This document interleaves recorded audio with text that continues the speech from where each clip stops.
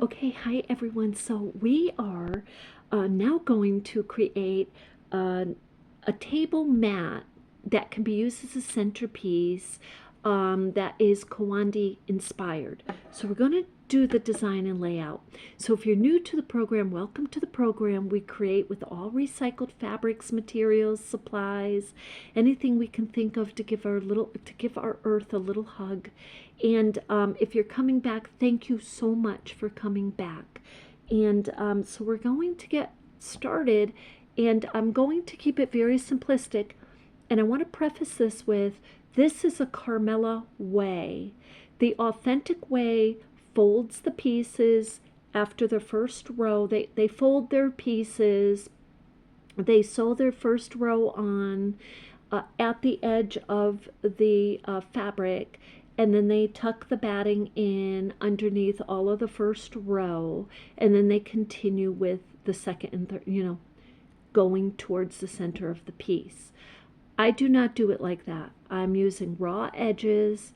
I am not looking for the balance, so that's a little bit of a difference. Some people look for the balance, and I don't. So, and they look for a balance with their pieces row by row because it's easier for people to sew going around. So with that, let's get started. So this piece I'm using is 17.5 by 17.5 inches. You can use any size that you want. So I'm going to start over here in this corner, and it's very simplistically, I'm going to lay a piece out. And so like with Boro, I use the raw edges. I leave the raw edges. And with the authentic, they would be folding them right here like that. And then when they do their next piece, they would be folding their next row like that. So I don't do that because I did try it that way and with the batting, and my fingers were hurting from the sewing. So I don't do it that way, not just because of that reason, but because I love the raw edges.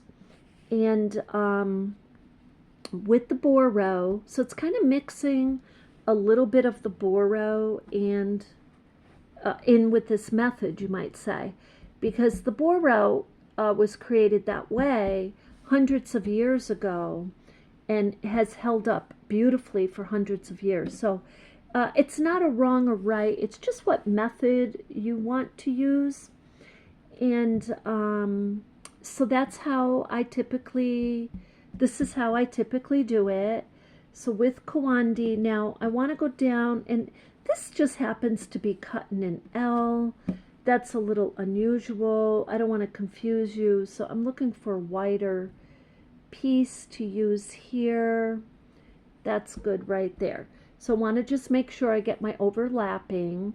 Now, as some of you have seen me in my other videos, it's really important for me. Now I am actually going to pin these because working on the space here that I have right now, I'm afraid some of this might shift on me a little bit too much and kind of fall. So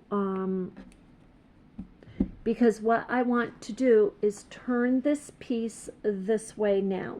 So I don't want my pieces to fall off.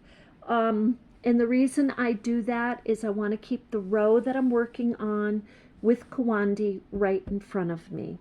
So let's see, I have lots and lots of pieces of fabric here today. Now this is just happening to fall into the pieces being pretty well balanced right there.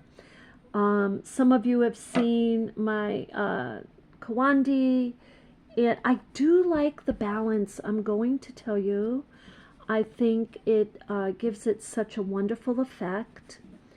And but this is typically what I do, is I end up turning the pieces so there's a little jet, you might say, coming down into the second row.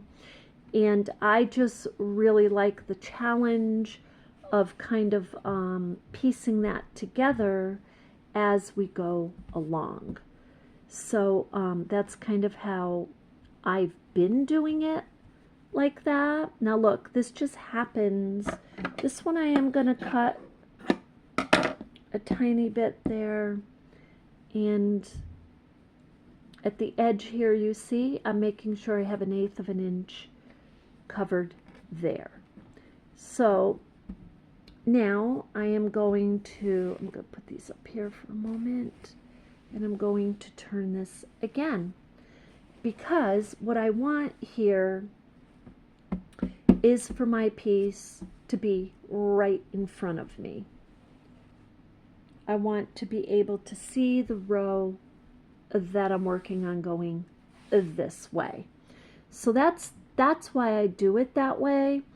And but other than that, it just keeps me oriented as I get to the second and third rows, you might say.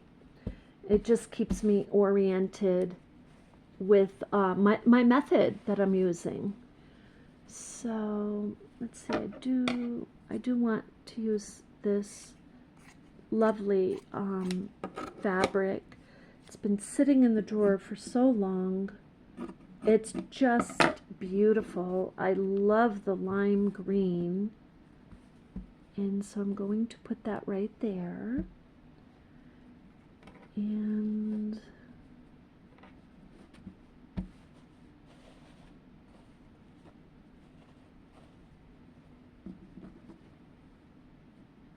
this piece is a little bit bigger than I anticipated here, but again, that's okay.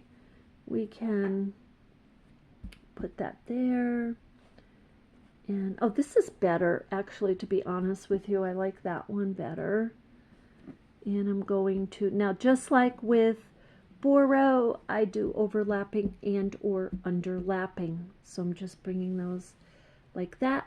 Now this is my last space on this side, and this one is a little big also for what I wanted there. So I'm going to put that like that. That's just naturally folding under. I'm just going to let it stay like that. So now we have one more row to go to be completing our first row. So I'm going to gently turn this around. And my pieces are moving a little bit on me because I need to pin them a little bit better. There we go. Now, this is our last row, excuse me, going of the first row. It's the last of the first row going around. So let's see. So, and it does flow like this. You will get a nice energy about it, just kind of going along. And I am looking actually for some pieces here that are just, yeah, here we go. This is a piece, I kind of want that to go down like that. And we're going to pin these.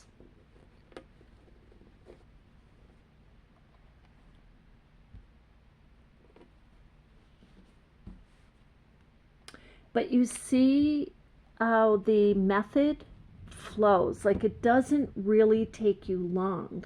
And even with the stitching, this does not take too long either. Let's see here.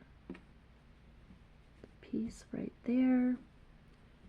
And yeah, I kind of want that to be underneath like that. That's a lovely. Whoop. Okay, So we've done, if you look, you can see we've done our first row all the way around.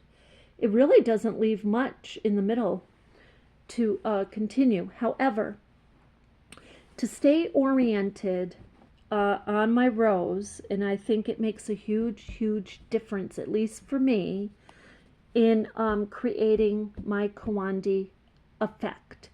And now what I do, just like I do in, I'm looking for a piece here to work with that's a little different. With Kiwandi, I'm sorry, with Boro, as I'm going to move this over, as we focus on the next space to fill, we do the same with Kiwandi. At least this is how I do it. And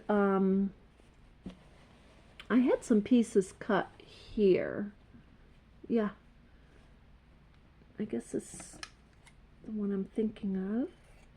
But so what we do is just focus on the space right here, immediate space, and completing our second row. So and overlapping those immediate pieces right there. So that's important, because you can lose your perspective if you try to place it up here and you're trying to fill a little bit, and you're like, well, how do I get all of this filled?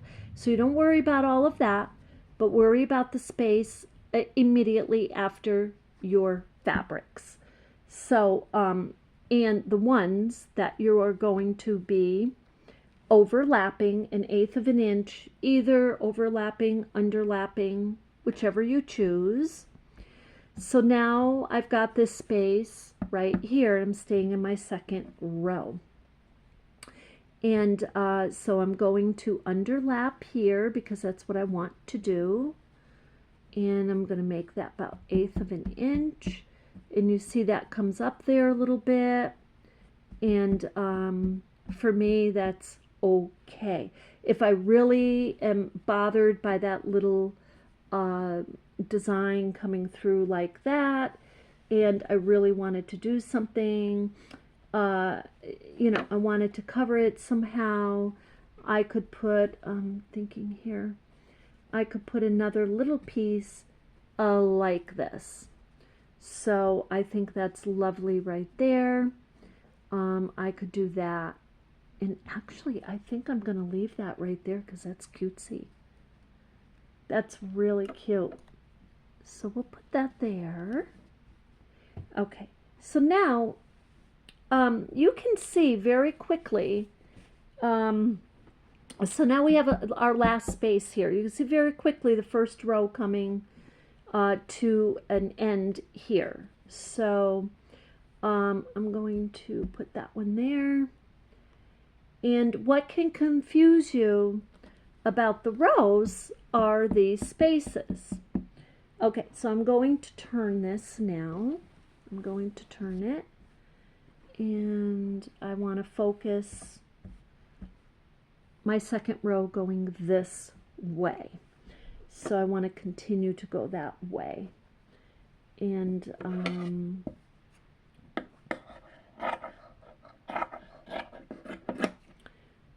getting some fabric here. Here's my other little pieces I was looking for. Right here. I knew I had more pieces and I wasn't seeing them. I'm like, where are they?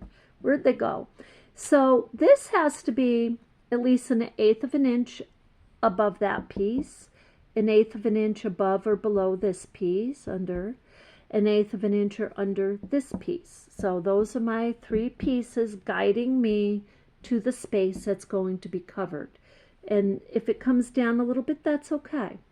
So that is the second row on this side. And now to complete our second row, looks like we have another couple of pieces to put in place. And I'm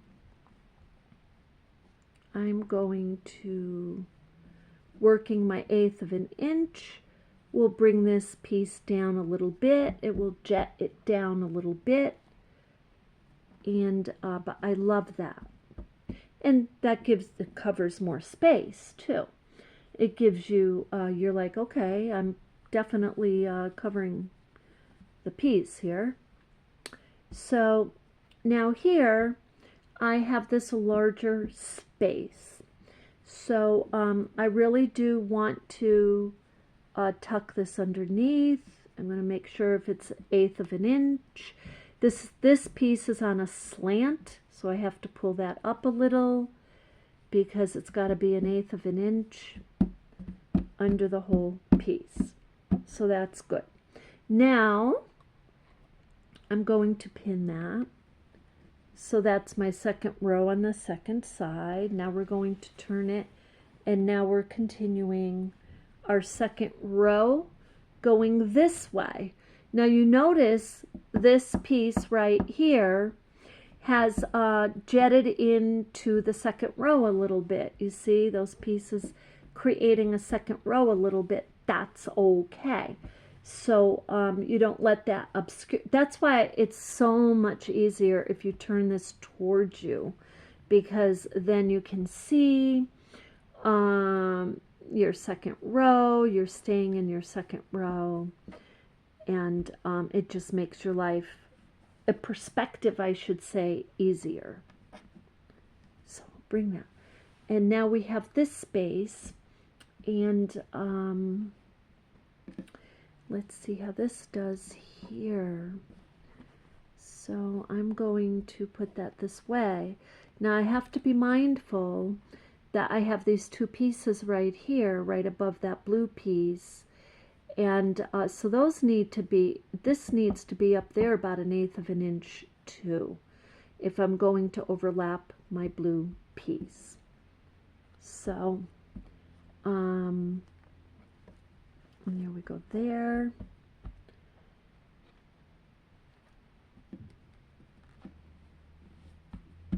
Okay, and now I have this here, and that's my last space on this particular side. And let's see, I have another, I thought I had some smaller pieces here. Yeah, here we go. So this might do well.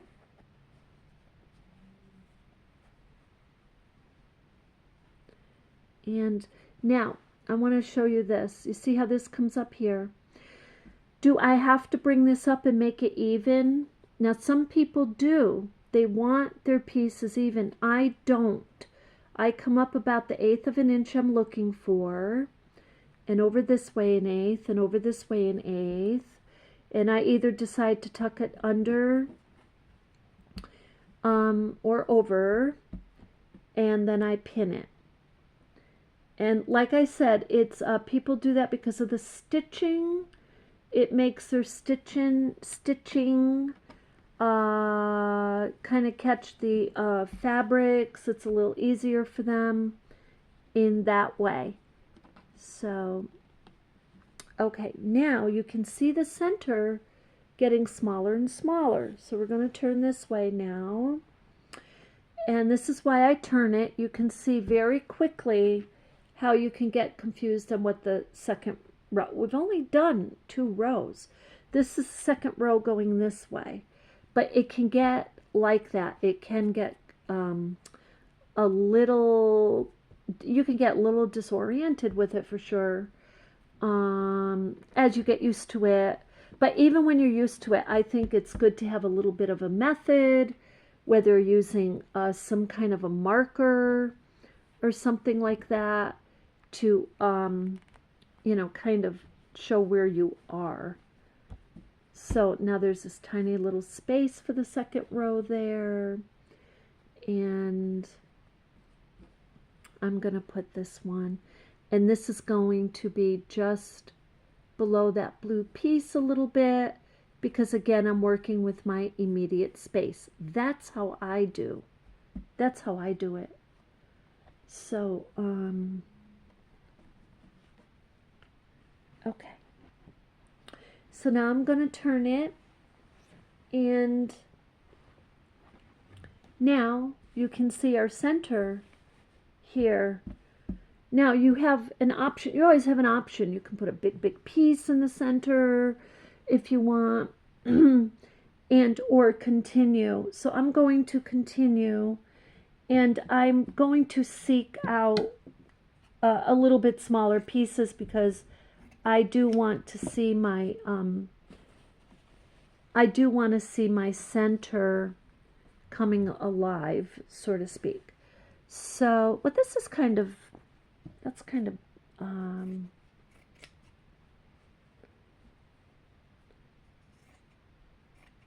yeah, this one's all right. I was going to say it was a little big. So again, now I'm starting my third row going this way. So I'm focusing on those spaces, and very shortly now this third row will be complete.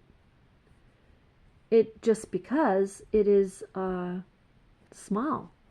The space has become very small. So now I have this little space right here, and let's see if I can find something to fill that. Oh, that's the same as that. I really don't want to go there. That's nice. And that, now I'm eyeing this a little quickly because I've done a lot of these, so I can see my 1/8 of an inch quickly. So now I'm going to go this way, and you see we have very little space left. It's almost like I could put one piece there, almost. So I do want to get a few more pieces cut. I don't know if this is yeah, this might be a good piece. I'm going to put it underneath the cats. Now sometimes when you're doing this, or at least my experience is, for me, I have covered some fabrics that I had in place, and I'm like, oh man, no, it was all right. The piece looked beautiful, and that was totally fine. Now look, that is our third row going this way. So even though I am so close to finishing this, I do want to keep turning it, so I'm keeping oriented to my spacing, and I just want to do that. So it just helps me. Now, do the Kiwandi pieces always get centered perfectly? I think the authentic ones do. I think if we're practicing like you and me, we may have a little bit, you know, might be obscured. I've seen them obscured a little bit, but that's okay. It's totally okay, because it's the authenticity, it's the fact that you are making it by hand. I don't want to say that we're making, you know, what we're doing is inspired pieces. So, okay, now I'm going to turn it again, and I'm going to put this piece right here, and that piece is a little folded on me. It's folded, but I'm going to pin that and make sure I iron that fold out, because I do want that piece there. And I made sure everything's covered. Now look, I have a center. Now I really believe I got the center because I kept turning it. I could have played around with it, and I would have been off center if I tried to fill the piece. If I tried to fill that space before it was ready to be given its own fabric. So let's see, I'm just looking for a piece here, and I think I will take a piece. for this one, oh, I already have one cut, do I? Yes. So no, that's the same as that. I do want something that's not going to blend too much there. Okay, so this might do it. Yeah, that fits just absolutely lovely.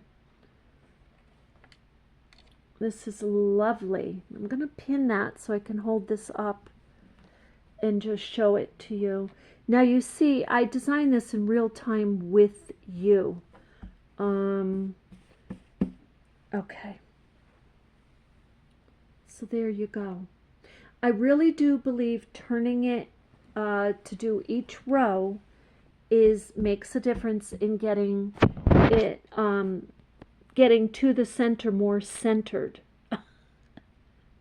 if I say it that way. So anyway, this is a Kiwandi inspired piece.